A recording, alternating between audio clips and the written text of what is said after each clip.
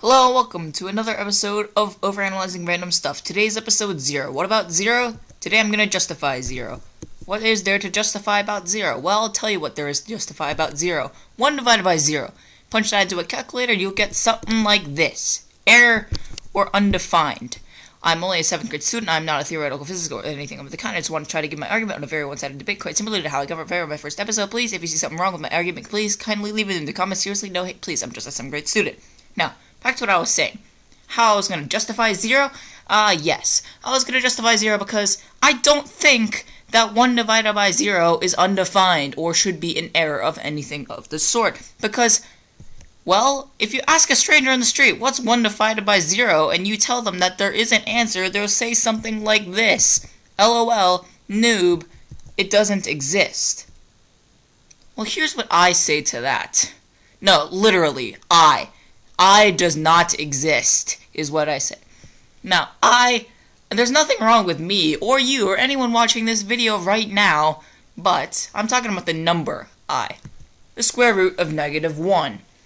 Square root of -1, when people started realizing this, they said to the people out in the streets who thought this was a real thing, LOL, noob, it doesn't exist. Well, what did they treat the square root of -1? Now strangers started saying, well, that's not fair. Let's call it I instead. Why in the world would -1's square root be an imaginary number and still be called a real thing, while 1 divided by 0 would not? Call it an imaginary number at the very least. But, at the beginning of this video, I did say that this video was titled 0 Justified. This isn't justifying 0, this is just saying 1 divided by 0 is imaginary, which I very believe that it's a real number. So, I need to justify 0, I need more proof, I need more evidence. So let's go back to kindergarten, and how they taught you to divide then. 1, put that inside of the box, and when you divide it by 0, you put the number you're dividing by outside of that box. So, how many zeros fit into 1? Well, you do 0 plus 0 plus 0 plus 0 plus 0 plus... You could do this forever and ever and ever and ever and ever, and it would still be able to fit more zeros. So the answer is infinite.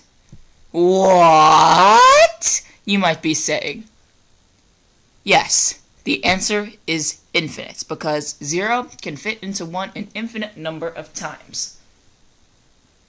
But you might be saying, there's a problem with that. 1 dividing by 0 isn't asking how many times 0 can fit into 1. What it's really asking for is breaking 1 into 0 parts. So what gives? Well, I'm going to show you what I think is some more mathematical sense of proof. Also, showed to be by my math teacher, Mr. Molinero. Shoutouts to Mr. Molinero. Anyway, we can see here on this graph that the function of x is equivalent to 1 divided by x. Basically, this is a graph showing that when you divide any random number by 1, or 1 divided by any random number, you get any number that's plotted onto the line on the chart. So, plug 1 into the equation. X equals 1. That's great. The function of x equals 1 divided by 1, or 1. But now, let's make x 0.1. Now, 1 divided by 0.01, not 0.01, 0.1, that gets you 10. Now, if you're not following me, don't worry, I'll make this very clear in a second. So, let's make x 0.00000 and forever how many numbers there are. I'm not going to bother counting that because it's pretty ridiculous. 1. 1 divided by this monstrosity gets you this monstrosity. Again, I'm not going to count the number of zeros. It's the same as the previous slide, is all that I know. Now, my point here is that as x gets continuously and continuously smaller, y will get continuously and continuously larger. So what does this mean?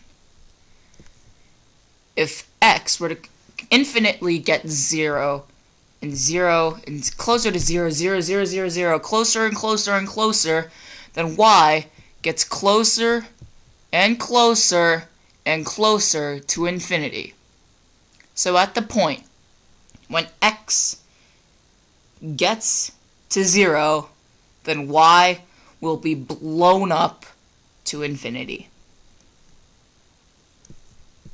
I think I can safely say now that 0 has been justified. And that's what I call overanalyzing. Thank you for watching. Oh, you're still here. So yeah, if you want to subscribe to this channel by clicking on the link on the screen or the annotation, that'd be great, because, you know, the subscribers mean everything to my YouTube channel as of now. And also, if you want to see a channel that I also help run called Pyro Gaming, I'm helping run it with my friends Sundry Johnson and Ian Borden.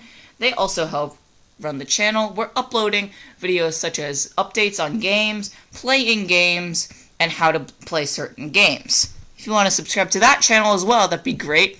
I have that link also on the screen and also in the description.